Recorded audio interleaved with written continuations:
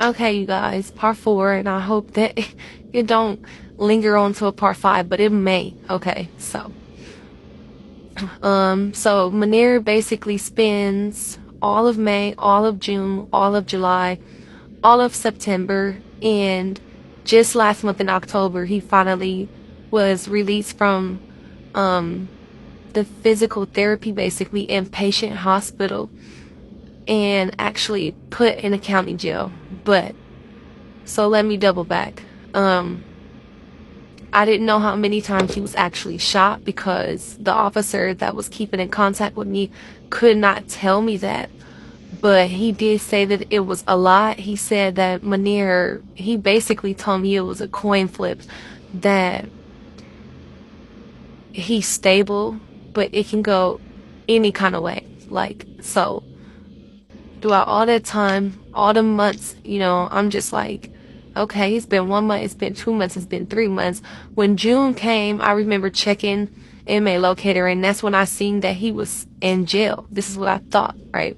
So in June, that's when I started getting like, okay, like worried. I'm like, okay, he must be blaming me because why he ain't reached out yet? Why he ain't called yet? Like just to say I'm fucking alive, like say anything, like.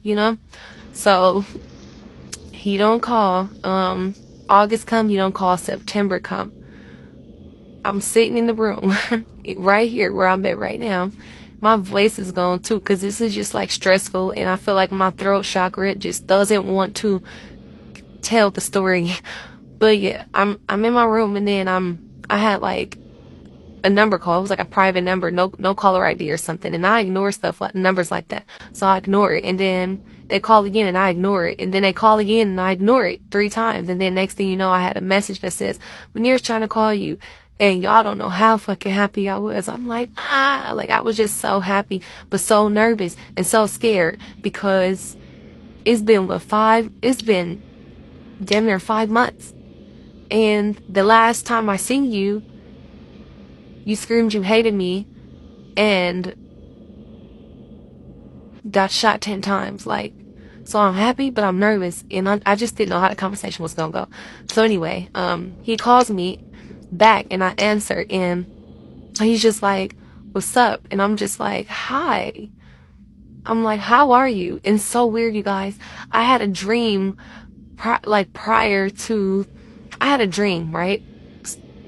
Throughout the time that he was in the hospital, that he called me, and like exactly what I said in real life, that's what happened in my dream. He called me and said, what's up? And I said, hi, how are you? I'm like, are you okay? How are you? I missed you. And so when in real life, when he called and I said that, I had a deja vu moment, really.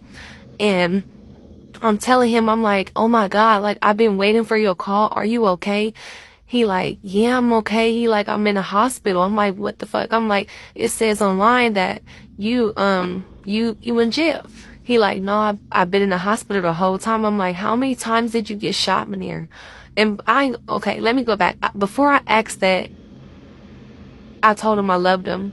I told him that we loved him, me and the kids. I told him that everybody had been praying for him. I told him that my family had been praying for him. Everybody have been worried about him. Everybody just wants him to heal. Nobody is angry at him. Like I said, all that. And then I asked him how many times he got shot. And that's when he told me he got shot 10 times. And he said 10 times as of what I know. He said, I woke up and I thought that I was in a car accident till I noticed that it was bullet holes all through me. And he really didn't say what happened. And I think he didn't ask me what happened because he didn't want to incriminate himself by me telling him exactly what happened over the phone. So we understood, like, we had to talk in codes, basically. So he was just like, I didn't remember. And I'm like, well, I thought that you were, like, mad at me or blaming me. And, you didn't want to talk to me. He's like, no, you got my son. He like, I would never do that. He like, I don't blame you. This is what he's telling me. And I'm just like, oh, I'm just happy to hear your voice.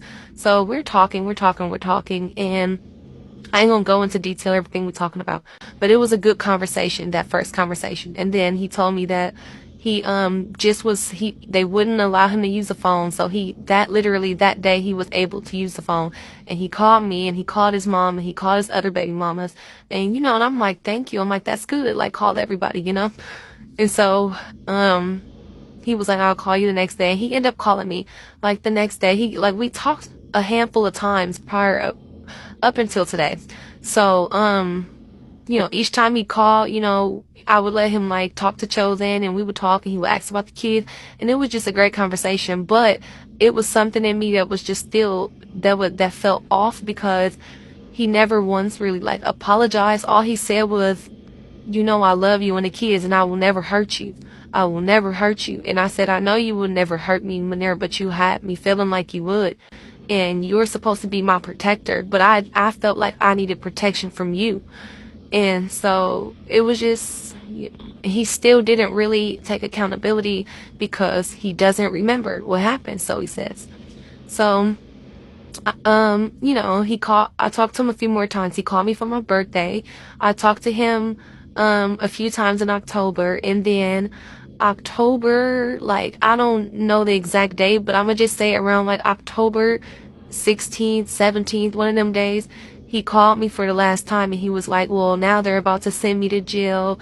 And we talked about that for a minute. I'm like, why? Because he had to have a few surgeries, like at least 2 surgeries that he told me about. His bullet wounds hit like major organs. He was shot in the stomach, in the back, on both sides.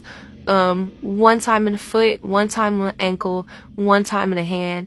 And he still to this day, he cannot walk. He's learning how to get his strength back so he can walk, but still to this day he cannot walk. So he was fucked up and in pretty bad shape. So, but anyway, so when he called me last month, he said, you're not gonna talk to me again until I'm in the jail. He was like, I'm gonna call you from the jail. He was like, I love you. And so by this time, the baby mama number 2 had reached out to me on TikTok. She claimed she seen me on her For You page, or she seen him on my For You page and put 2 and 2 together, and she just ended up wanting to reach out. So she reached out in my inbox, but it wasn't really on, I didn't like the energy. Like, she was being hella nosy, and she basically was passively aggressively saying that she doesn't believe what happened, and trying to tell me basically that everybody was mad at me, and they just want him home. And I'm like, duh, we want him home, but at the same time, I want him to learn his motherfucking lesson, because this ain't no physical shit he going through. This is a spiritual thing that he's going through.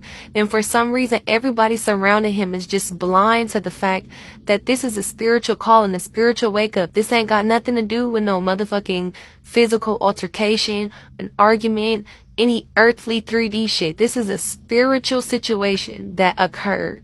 So anyway, she's not on that level.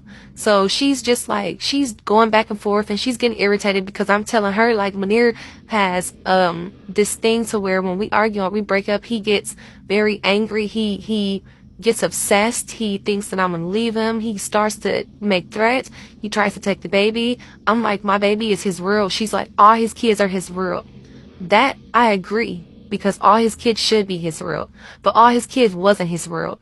He literally was obsessed with our son, and he has the right to be, because that's his baby, right? And Manir was there with me my whole pregnancy. He was there with me through labor. He's been with me and Chosen since Chosen was born. So I'm not saying his obsession isn't something that he rightfully owns, because that's his child. I'm saying that it's a thin line between loving somebody and being obsessed to the point to where it's life or death. If I can't have you, nobody else can have you. If I can't have my baby, you can't have my baby. You know what I mean? So the conversation went left because she started asking me about money and can I pay for this and pay for that, and then started telling me she's helping him, she's getting lawyers, she's paying his lawyers, like. And so in my head, I'm like, you doing a whole lot. So I don't understand you don't need me at this point, because you're doing all of this. So I shut that down about money. I'm like, I'm not going to put no money in your hands or nobody else's hands. And Manir knows that. I'm not about to pay him or pay anybody or take money out of my kids' mouths for some shit that he brought upon himself at the end of the day. Like, I'm grateful that he's alive. I love him. We talking. We still together at the end of the day, but I'm not going to put money into nobody's hands, especially yours. And so, obviously, you guys, I gotta do a part 5. So.